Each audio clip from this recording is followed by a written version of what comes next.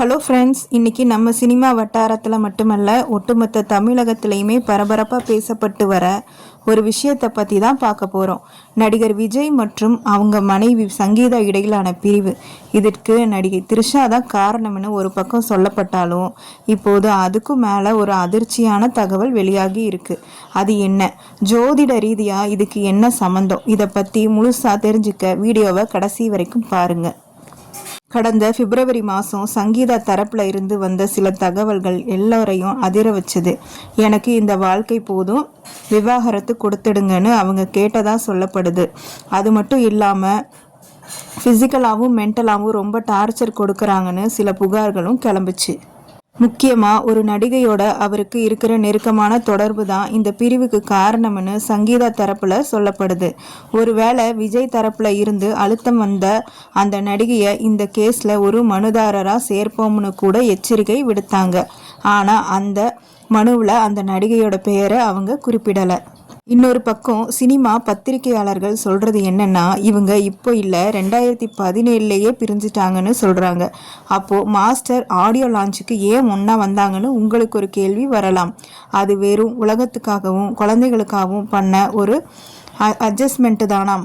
சங்கீதா நிறைய time divorce கேட்டும் விஜய் கொடுக்கலையாம். என் image பாதிக்கப்படும், அது வரைக்கும் கொஞ்சம் கோஆப்ரேட் பண்ணுன்னு விஜய் கேட்டுக்கிட்டதாகவும் அவங்க சில நிகழ்ச்சியில் ஒன்றா கலந்துக்கிட்டாங்கன்னு சொல்லப்படுது.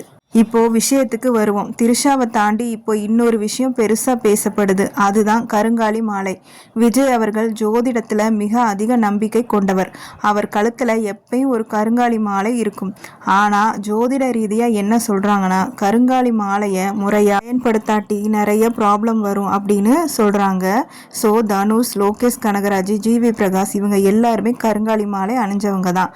அவங்க வாழ்க்கையிலையும் பிரிவு ஏற்பட்டதுக்கு இதுவும் ஒரு காரணமாக இருக்கலாம்னு ஒரு பேச்சு ஓடுது. அசைவம் சாப்பிடும்போதோ இல்லை தீட்டு வீட்டுகளுக்கு போகும்போதோ இந்த மாலையை கலட்டி வைக்கணும்னு. ஆனால் நிறைய பேர் இதை ஒரு ஃபேஷனாக போட்டுட்டு இருக்கிறது தான் எதிர்மறையான விளைவுகளை தருதுன்னு சொல்கிறாங்க. விஜயோட ராசிப்படி அவருக்கு இன்னும் 40 வருஷத்துக்கு அரசியல் செல்வாக்கும் புகழும் இருக்கும். ஆனால் அதே அளவுக்கு மன உளைச்சலும் அவமானம்னு வரும். விஜயோட ராசிப்படி அவருக்கு இன்னும் 40 வருஷத்துக்கு அரசியல் செல்வாக்கும் புகழும் இருக்கும்.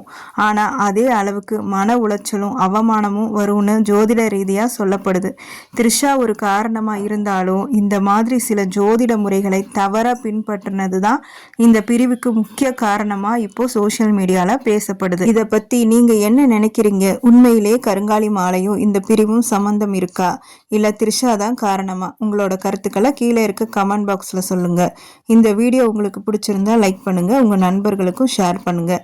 தேங்க்யூ ஃபார் வாட்சிங்.